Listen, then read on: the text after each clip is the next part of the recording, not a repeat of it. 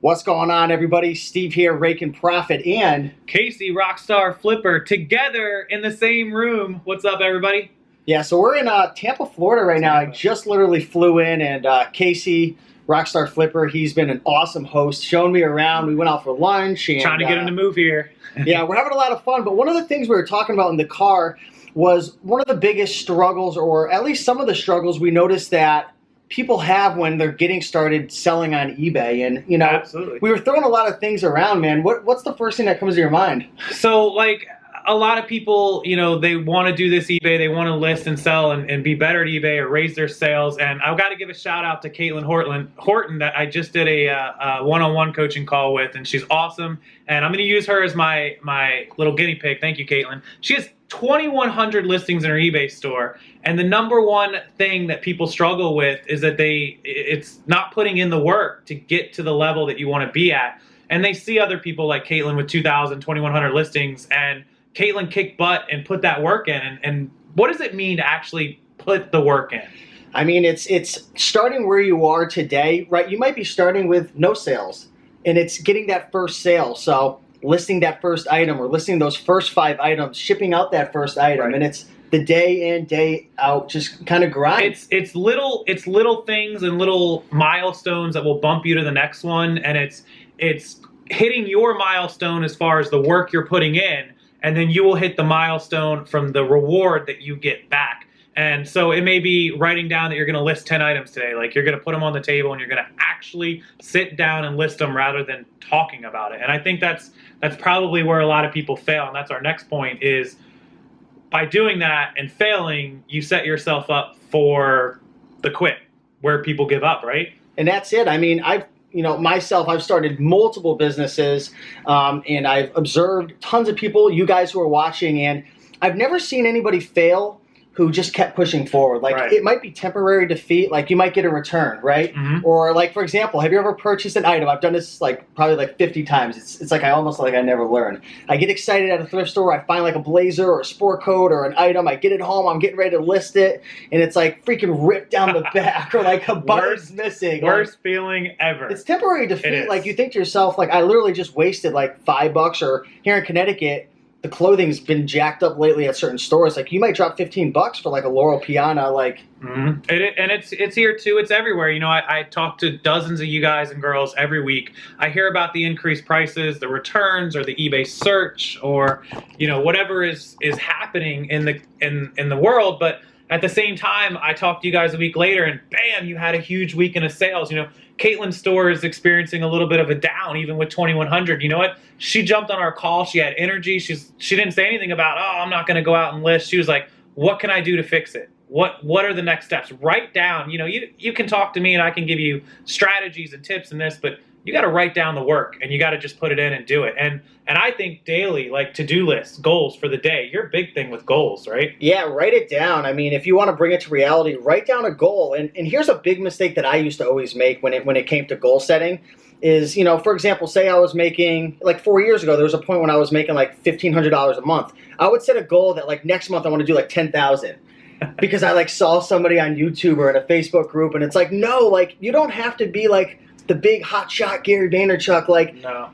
set a goal that's something maybe like 10% higher, right? So like, if you're doing 1,500, you know, maybe 1,650 or maybe Right. 18. And it's the people who win. It's not necessarily the people who take off the fastest. It's who sticks around for 3 years, 5 years, Yep. 7 years. That's like, it's That's the right. magic. It's That's not right. rocket science. I mean, we're still here 7 years later, 4 years later. I've been selling for 10, and it's if you set goals too high and you end up not meeting them, you're going to discourage yourself, and then you will end up quitting. If you set small goals, even if you don't reach that extra 10%, if you hit 8%, you'd be like, man, I was really close. I'm going to get at it again, and I will get it next month.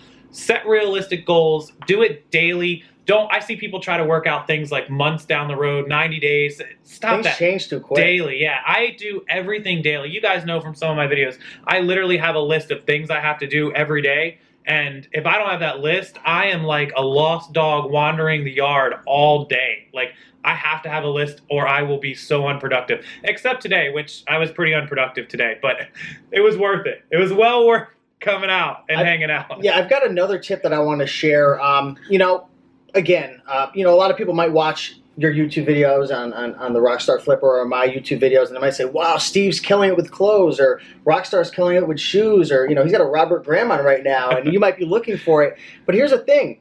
Depending on where you live, you may or may not have opportunities with clothing. Right. Shoes may be your opportunity. Maybe it's brand new in the box stuff. I went to where was it? I went on a 90-day thrift trip, and I went to a Goodwill, and it was called like a Works Goodwill or something. It's all electronics, the whole store. Oh yes, I know what that is. Dude, I went in there. They had like 25 PlayStations, like 30 Super Nintendos. Like I ended up popping on a it was a brand new Game Boy game. I paid like $200, and I sold it for like $400 or $450. It's documented somewhere. Wow.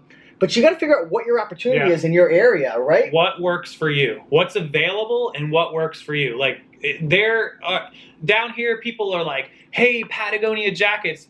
We're in Florida. It's 80 degrees out there. We don't even know what Patagonia is. Okay, I've never found a Patagonia jacket. I can't look at that stuff. But there is plenty of stuff in my area that I'm good on. These are plentiful. The Hawaiian shirts down here, the tropical stuff, it's all, you know, Tommy Bahama for days down here. But, you know, what works for you?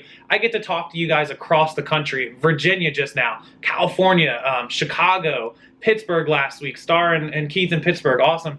Their stuff that they buy and sell, they do incredible. I've never seen a single item they have in their store in any store in this town. So always take what's available and don't get discouraged because you don't see what we see. Like, it just doesn't work that way.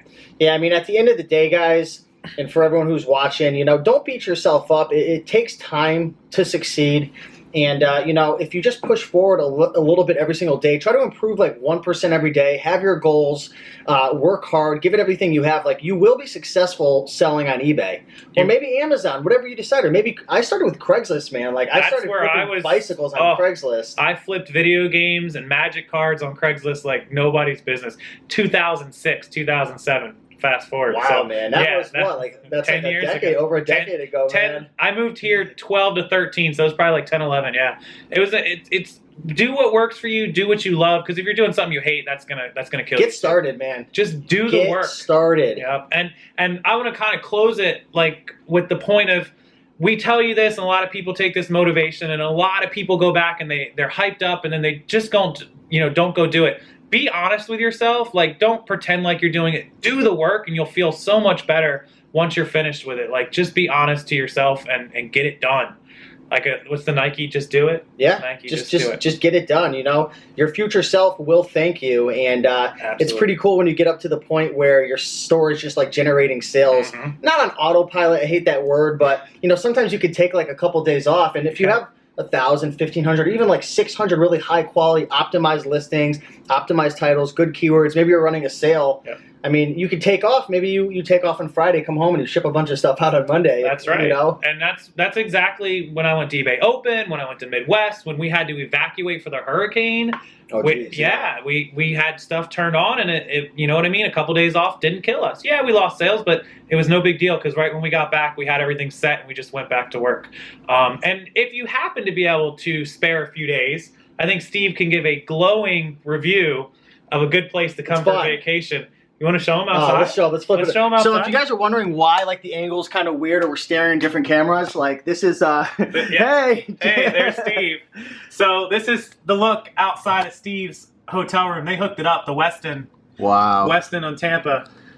That is downtown. That's where I live. And just an awesome view. The convention center. That's the hockey stadium, all the hotels in downtown. You guys can see all that, the water. Fantastic view, amazing hotel. And it's attached to some really good restaurants downstairs. We had an amazing lunch, all good stuff. And of course, the best part right there. Get started, go make it happen. What do you got to say?